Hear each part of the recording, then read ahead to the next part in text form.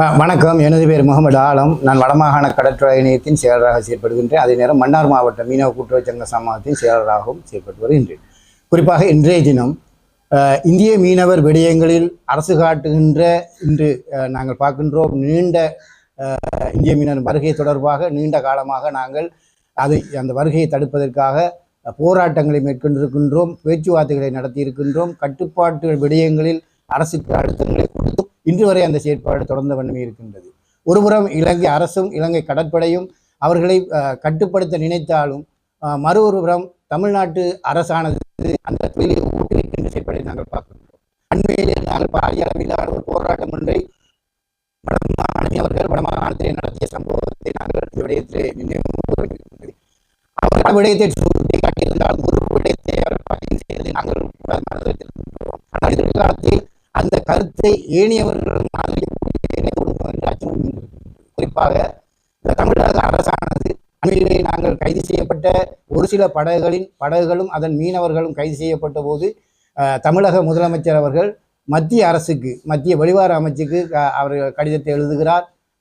இந்திய மீனவர்கள் கைது செய்யப்படுவதையும் இலங்கை கடற்படை கைது செய்யப்படுவதும் உடனடியாக நிறுத்தப்பட வேண்டும், மீனவர்கள் விடுவிக்கப்பட வேண்டும், படகுகள் விடுவிக்கப்பட வேண்டும் என்ற கருத்தை வலுவாக பதிந்து வருகின்றார்.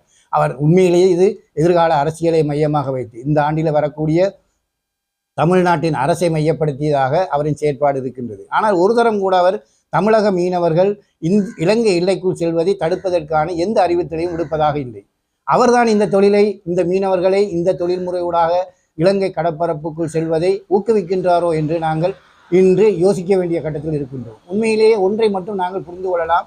இந்த தொழில்முறை ஊடாக தமிழக மீனவர்களாகட்டும் அல்லது பாண்டிச்சேரி மீனவர்கள் வருகை தந்தாலும் இலங்கை கடற்படை நிச்சயமாக கைது செய்யும்.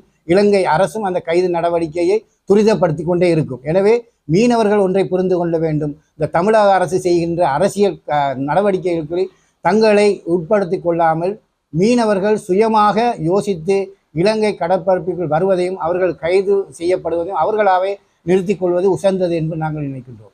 குறிப்பாக நாங்கள் இந்த வேளையிலே தமிழக மீனவருக்கு ஒரு வேண்டுகோளை வைக்கின்றோம். தயவு செய்து நீங்கள் இலங்கை கடற்பரப்புக்குள் வராதீர்கள், தடை செய்யப்பட்ட தொழில்முறையை செய்யாதீர்கள். நீங்கள் செய்வதனால் வடக்கு மீனவர்கள் துன்பப்படுகிறார்கள் என்ற கருத்தை நாங்கள் தொடர்ந்து வலியுறுத்தி வந்தாலும் உங்களின் வருகை தொடர்ந்து வண்ணமே இருக்கின்றது. இந்த ஆஃப் ஸ்ரீலங்கா கடற்பரப்பிலே நீங்கள் தொடர்ந்து வருவீர்களாக இருந்தால் இலங்கை அரசும் இலங்கை கடற்படையும் கைது நடவடிக்கையை மேற்கொள்ளும் என்பதை நாங்கள் தெளிவாக பதிவு செய்து கொள்கின்றோம். அடுத்ததாக அண்மையிலே கடந்த வருடம் 2025 ஜூன் மாதம் அளவிலே கேரளாவிலே நடுக்கடலை தாண்டு போன கப்பல் தொடர்பாக பல விடயங்களை நாங்கள் காண்கின்றோம். அங்கு 643 கண்டெய்னர்கள் கடலிலே தாண்ட கப்பலூடாக தாண்டதாக அறிகின்றோம். ஆனால் 55 கொள்கலங்கள் பிளாஸ்டிக் உள்ள பொருட்கள், துகள்கள் உள்ள அந்த செயற்பாடு தாண்டுதல் நாங்கள் உணர்கின்றோம். அதுக்கப்புறம் ஏனையவை கெமிக்கல் அடங்கியதாகவே அங்கு குறிப்பிடப்பட்டது. இந்த கெமிக்கல் அடங்கிய அந்த செயற்பாட்டிலே இலங்கை கடல், குறிப்பாக வடக்கு கடல் எந்த அளவுக்கு பாதிக்கப்பட்டிருப்பது சம்பந்தமாக எந்த ஆய்வும் இதுவரை செய்யப்படவில்லை. குறிப்பாக தமிழ்நாடு தாண்டிய இந்திய எல்லைக்குள் அந்த கழிவுகள் கரையோரம் ஒதுங்குவதும் அந்த ஒதுங்கிய பொருட்களை அகற்றுவதற்கும் சில நபர்களை அல்லது சில மக்களை கொண்டு அரசு அதை அப்புறப்படுத்தும் செயற்பாட்டை நாங்கள் பார்க்கின்றோம். ஆனால் இதற்காக இலங்கை அரசு அந்த கேரளாவில் தாண்டு போன கப்பலுக்காக முதற்கட்டமான இழப்பீட்டை பெற்றிருக்கின்றது. அந்த இழப்பீடு கூட உண்மையில் மீனவருக்கு சென்றடைய வேண்டிய இழப்பீடு இன்று வரைக்கும் அந்த மீனவர் தொடர்பாகவும் மீனவர் சார்ந்து செயற்படுகின்ற நிறுவனங்களோ இது சம்பந்தமாக யாருமே பேசாதிருக்கின்றார்கள். கடல் தொழில் பாதிக்கப்பட்டிருக்கின்றது. கடலிலே வாழ்கின்ற உயிரினங்கள், குறிப்பாக பாலூட்டிகளான ஆமையாக இருக்கட்டும், கடல் பசுவாக இருக்கட்டும், திமிங்கலங்கள், டொல்பின்களாக இருக்கட்டும், இவ்வளவு மீனினங்களும் இதனூடாக பல சவால்களை, அந்த கடல் உணவு கூட பல சவால்களுக்கு உட்படுத்தப்பட்ட போதிலும் இது தொடர்பான எந்த ஆய்வுகளுமே இதுவரை மேற்கொள்ளப்படவில்லை. எனவே இது 2ஆம் கட்டத்துக்கான இழப்பீட்டுக்கான கோரிக்கையை இலங்கை அரசு முன்வைத்திருக்கின்றது. முதற்கட்டமான அந்த பெறப்பட்ட இழப்பீடு கூட மீனவர்களுக்கு ₹1 தானும் சென்றடையவில்லை. அதில் 2ஆம் கட்டத்துக்கும் அவர்கள் விண்ணப்பித்திருக்கின்றார்கள். நிச்சயமாக இதற்காக எமது வடபகுதி மீனவத்தை பிரதிநிதிப்படுத்துகின்ற அமைப்புகளும் மக்கள் பிரதிநிதிகளும் கொடுத்து மீனவனுக்கான இழப்பீட்டை பெற வேண்டும். அதற்கப்பால் இந்த கடலில் இருக்கின்ற வளங்களை பாதுகாப்பதற்கும் அந்த இருக்கின்ற கடலின் அந்த பாதிப்புகளை முகாமைத்துவம் செய்வதற்கும் உரிய நடவடிக்கைகளை மேற்கொள்ள வேண்டும். இதற்கப்பால் அண்மையிலேயே ஜனாதிபதி அவர்களின் வருகை, அதனூடாக அவர் சொல்லிச் சென்ற செய்திகள், மீனவர்களுக்கான இழப்பீடுகள், மீனவர்களுக்கான நிவாரணங்கள் என்ற அவரின் கருத்து இன்று ஒரு பேசும் பொருளாக அல்லது கேலிக்கூத்தாக இருக்கின்றது. மீனவர்களுக்காக குறிப்பாக மன்னார் மாவட்டத்துக்கு தனியாக அவர் விஜயம் செய்து மீனவர்களின் வாழ்வாதாரத்துக்கான இழப்பீடு வழங்கப்பட வேண்டும் என்ற கருத்தை அவர் பதிவு செய்திருந்தார். இருந்த போதிலும் இன்று 1 மாதம் கடந்த நிலையில் அதற்கான இழப்பீடு இன்று வரை வழங்கப்படவில்லை. எமது வேண்டுகோளின் பேரில் வருகை தந்த பொதிகளில் சிலவற்றை ஓரிரு சங்கங்களுக்கு வழங்கியிருந்த போதிலும், மன்னார் பிரதேச செயலாளர் வழங்கியிருந்த போதிலும், ஏனையவை வருமா அல்லது வர வேண்டிய சூழல் இருக்கின்றதா அல்லது ஜனாதிபதி கூட இங்கு அரசியல் செய்துவிட்டு சென்றிருக்கின்றாரா என்ற பல கேள்விகளை எங் மீது இன்று அதை சிந்திக்க வைக்கின்றது. எனவே அந்த விண்ணப்பிக்கப்பட்ட மீனவர்களுக்கு இந்த மீனவர் நிவாரணம் வழங்கப்படும் அல்லது வழங்கப்படாது என்ற விடயத்தை இந்த மாவட்ட செயலகமும் பிரதேச செயலகமும் அதே போன்று ஜனாதிபதி அவரின் கருத்தை உள்வாங்கிய கடற்தொழில் திணைக்களம் எமக்கு உறுதி கூற வேண்டும். வராது என்றால் அதை கைவிடுவோம். வரும் என்றால் எப்போது வரும், எப்போது அதை கொடுக்கப் போகின்றார்கள், நிச்சயமாக அனைத்து மீனவர்களுக்கும் கிடைக்குமா கிடைக்காது என்ற அந்த கேள்விக்கும் அவர்களை பதில் சொல்ல வேண்டும். மீனவர்கள் அந்த விடயத்தில் மீனவர்கள் ரொம்பவும் யோசனையில் இருக்கின்றார்கள். இவ்வாறு பேசப்படுகின்ற எந்த விடையுமே நடைமுறையில் நடைமுறைப்படுத்தவில்லை என்று அரசு அதிகாரிகள் மீது அவர்கள் குற்றம் சுமத்துவதையும் அவர்கள் அங்கலாய்ப்பதை நாங்கள் பார்த்து வருகின்றோம். எனவே இந்த விடயத்தில் அரசு இயந்திரங்கள் சரியாக செயற்பட்டு மீனவர்களுக்கான இழப்பீட்டை கிடைப்பதில் அவர்கள் முன்னின்று உழைக்க வேண்டும் என்று கேட்டுக்கொண்டு விடைபெறுகின்றேன். நன்றி. நாங்கள் வடமாகாண இணைய கூட்டத்திலே நாங்கள் தெளிவாக கொண்டு சொல்லியிருக்கின்றோம். கடலோரம் பலப்படுத்தப்பட வேண்டும். கரையோர பாதுகாப்புகள் இந்த கடற்படையினூடாக பல விடயங்களை நாங்கள் பார்க்கின்றோம். இந்த வருகை என்பது இந்திய மீனவர்களின் மீன்பிடி வருகை என்பது பல விடயங்களோடு தொடர்பட்டது இருக்கின்றது. உண்மையிலேயே அந்த கடத்தல் நடவடிக்கை கூட போதை வஸ்தாக இருக்கட்டும், ஏனைய போதை கஞ்சா அது போன்ற செயற்பாடுகளில் இந்த மீனவர் போர்வையிலே வருகின்ற இந்த படகுகள் தான் இவைகளை கொண்டு வருகின்றன. கடற்படை ஓரிரு படகுகளை கைது செய்தாலும் ஏனைய விடயங்கள், ஏனைய வருகைகள் கட்டுப்படுத்த முடியாமல் இருக்கின்றன. இந்த போதை வஸ்து இலங்கை ஊடாக, குறிப்பாக வடபகுதி ஊடாகவே வருகின்றது. அது ஏனைய இடங்களுக்கு இங்கிருந்தே செல்கின்றது என்பது நீண்ட காலமான ஒரு குற்றச்சாட்டாக இருக்கின்றது. பல மாகாணங்களில் பல மாவட்டங்களில் இது செயற்பட்டாலும் வடமாகாணத்தை மையப்படுத்தியதாகவே இந்த குற்றச்சாட்டு தொடர்ந்து முன்வைக்கப்பட்டிருக்கின்றது. அதற்கு ஒரு பெரிய காரணமாக இந்த இந்திய மீனவர் வருகை இருக்கின்றது.